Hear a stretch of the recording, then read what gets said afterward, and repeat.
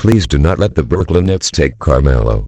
When Royce White said Carmelo Anthony was blackballed from the NBA this week, he raised a question that's fairly easy to answer. Why isn't Melo in the NBA?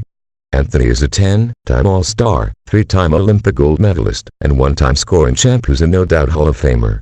He's also a 35-year-old power forward who doesn't rebound or play defense, and he's coming off a season where he played only 10 games despite being healthy.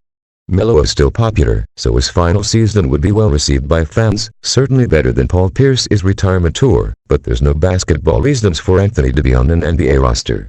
Anthony's supposed strengths aren't that strong anymore, and his weaknesses are very weak indeed. For years, Anthony was a devastating one-on-one scorer, able to get his shot off at will against anyone.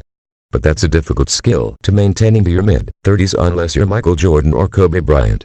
With his burst gone, Melo must forsake his usual diet of mid-range jumpers and make himself as a spot-up three-point shooter. He took over 40% of his shots behind the arc during his Oklahoma City season, and over 50% in his brief stint in Houston. But he's poorly suited for the role.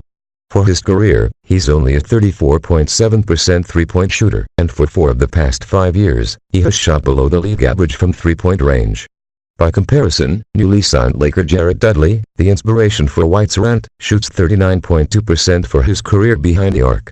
And the less said about Melo's defense, the better.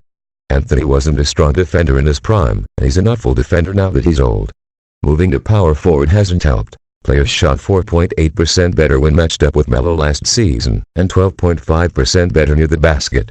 The difference means that, if guarded by Melo, Jeff Green turns into Kevin Durant.